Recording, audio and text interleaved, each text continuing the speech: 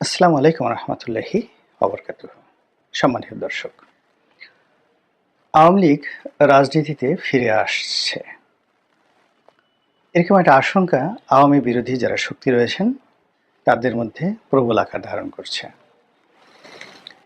এবং আওয়ামী লীগ কীভাবে আসবে, কখন আসবে, কার মাধ্যমে আসবে, এগুলো এখন নানাভাবে নানা মহল থেকে এই জিনিসগুলো বিশ্লেষণ করার চেষ্টা করছে। কেউ হয়তো বলার চেষ্টা করছেন যে শেখ হাসিনা ব্যক্তিগত জীবনে খুবই সাহসী এবং তার সাহস প্রমাণিত।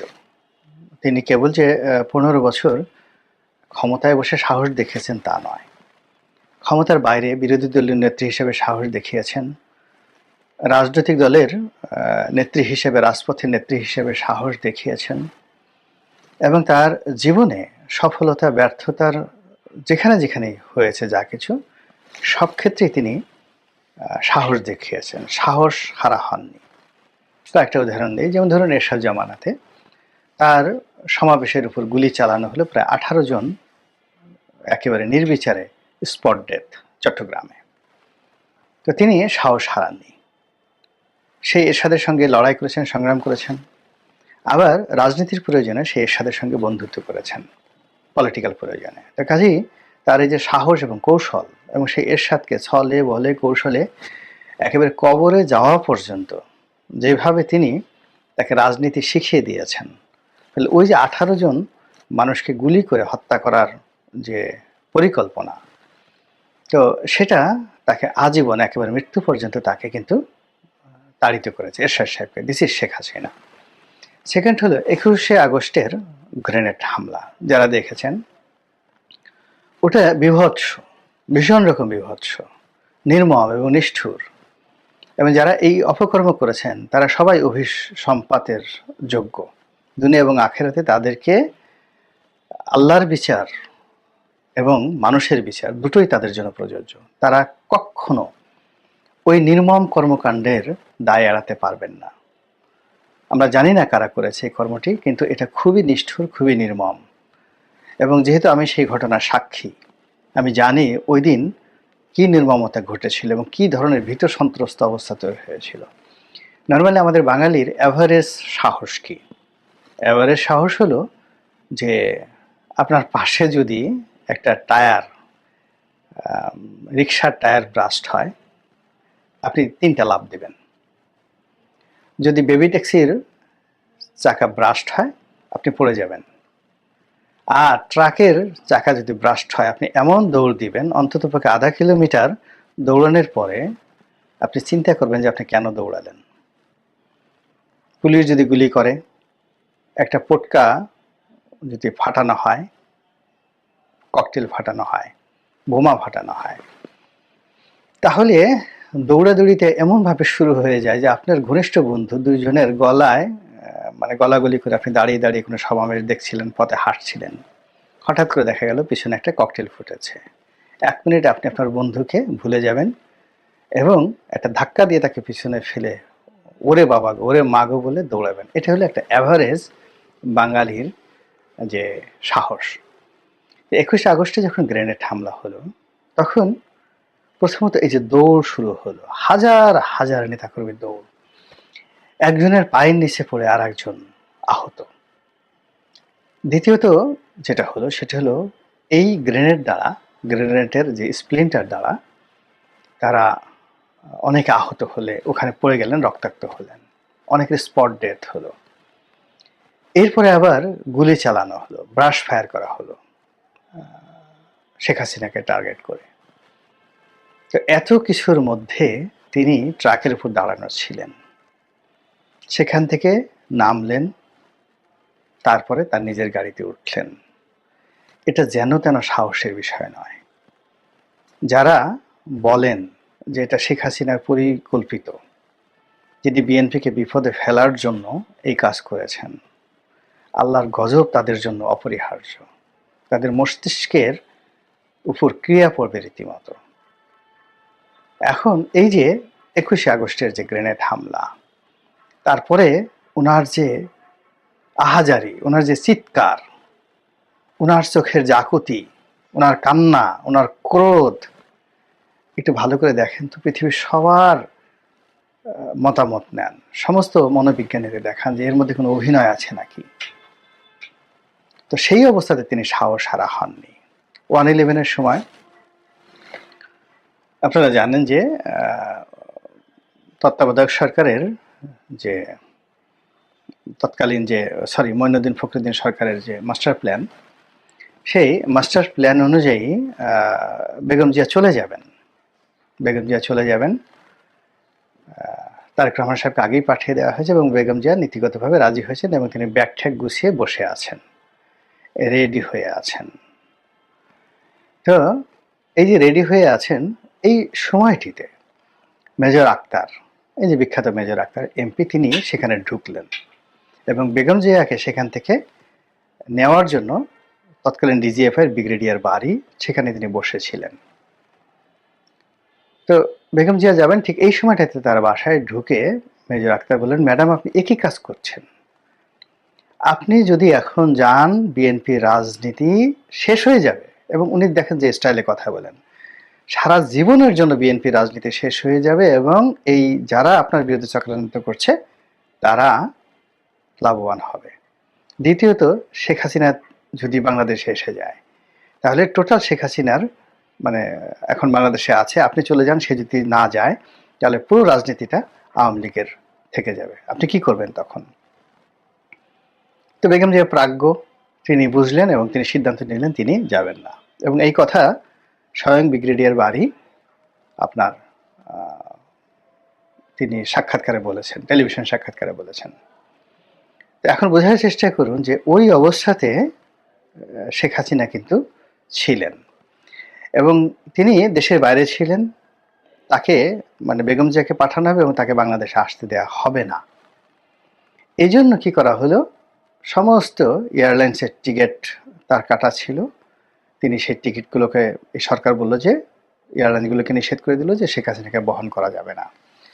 ফলে তিনি হিথরো এয়ারপোর্টে এসে আটকে ছিলেন এবং সেখান থেকে সমস্ত কৌশল করে তিনি রাষ্ট্রকে চ্যালেঞ্জ করে, মঈনুদ্দিন ফখরুদ্দিনকে চ্যালেঞ্জ করে বাংলাদেশে চলে আসলেন। এটা হলো শেখ হাসিনার সাহস। তারপর শেখ হাসিনা যেদিন গ্রেফতার হয়েছিলেন, আপনারা জানলে অবাক হয়ে যাবেন, আমি জানি। 1/11-এর সময় দুই নেত্রীকে গ্রেপ্তার করা হলো। খালেদা জিয়ার বাসায়, বেগম খালেদা জিয়ার বাসায় কি হয়েছে আমি বলতে পারবো না, বাট শেখ হাসিনার বাসায় কি হয়েছে আমি বলি। ওনার বেশিরভাগ লোক পালিয়ে গেছিলেন সেদিন, হাতে গোনা 2-1 জন ছিলেন। তিনি অভিমান করে খুব করে বললেন যে তোমরা থেকে লাভটা কি, তোমরাও চলে যাও, এবং তারাও অনেকে চলে গেল।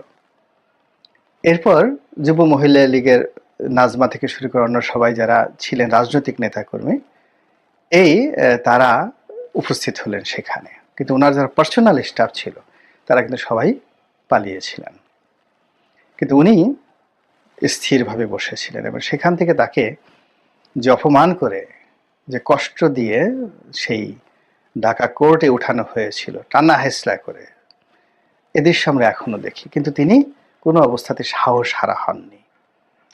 তো সেই রমণী এখন যেখানে আছেন, 1/11-এর সময় যেখানে ছিলেন তার চেয়ে 100 গুণ বেটার অবস্থায় তিনি আছেন ভারতের জিম্মায়, with full support of India.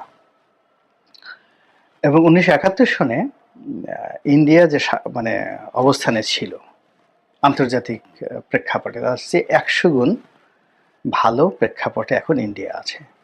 আর ইন্দিরা গান্ধী 1971 সনে যে অবস্থায় ছিল তার চেয়ে 100 গুণ কর্তৃত্ব নিয়ে নরেন্দ্র মোদী আছে। আর ওই সময়টাতে তাজউদ্দিন সরকার যত দুর্বল অবস্থানে ছিল, বঙ্গবন্ধু তো জেলখানাতে, তার সাথে 1 কোটি গুণ শক্তিশালী অবস্থানে আছে আওয়ামী লীগের নেতাকর্মীরা দেশে, দেশের বাইরে এবং স্বয়ং শেখ হাসিনা। তো কাজেই তিনি যদি সাহস দেখাতে চান, টুস করে ঢুকে পড়তে চান, এটা কথার কথা নয়, এটি হতে পারে। এবং সেটা যদি হয় তাহলে কি যে হবে আমরা বলতে পারি না।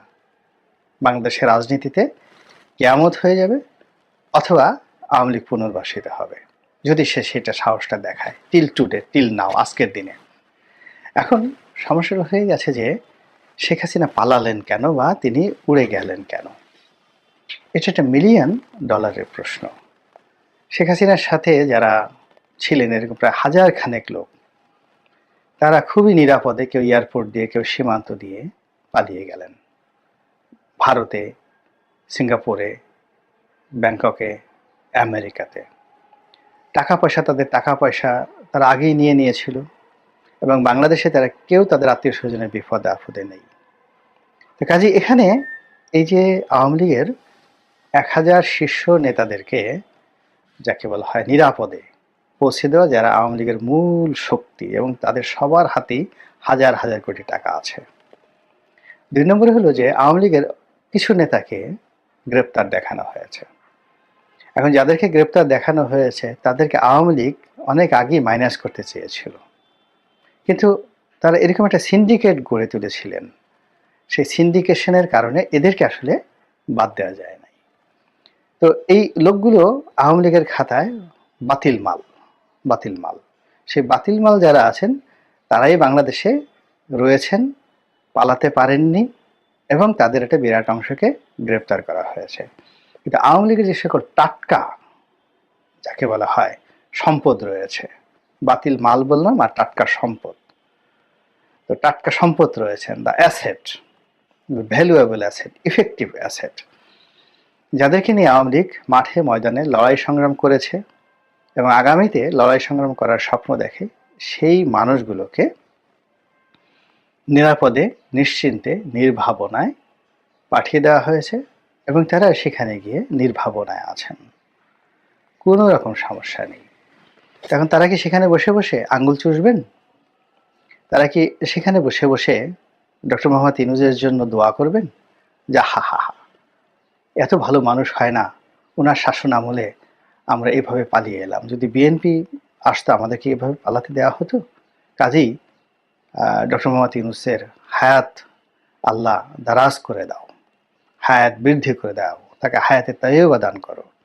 অথবা তারা কি ডক্টর মোহাম্মদ ইউনূসের শানে মিলাদ পড়াবেন, নাকি উমরা করে আসবেন, নাকি ডক্টর মোহাম্মদ ইউনূসের পতনের জন্য এবং তাদের নেত্রী শেখ হাসিনাকে ক্ষমতায় বসার জন্য, আওয়ামী লীগকে ক্ষমতায় নেওয়ার জন্য তারা সর্বশক্তি নিয়োগ করবেন?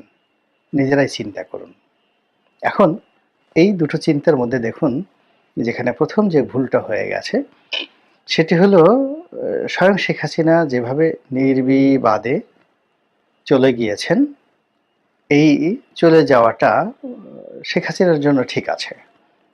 এটা আসাদ সাহেবের ক্ষেত্রে ঘটে, রেজা শাহ পাহলভীর ক্ষেত্রে ঘটেছে। মানে রাষ্ট্রের যিনি প্রধান, তাকে যেহেতু রাষ্ট্রীয় প্রোটোকল থাকে, এখানে তাকে নিরাপদে পৌঁছে দিতে হবে, আদারওয়াইজ এখানে একটা রক্তারক্তি কাণ্ড ঘটলে পুরো রাষ্ট্রীয় ব্যবস্থা নিয়ে একটা টানাটানি লেগে যেত। কিন্তু বাকি যারা ছিলেন,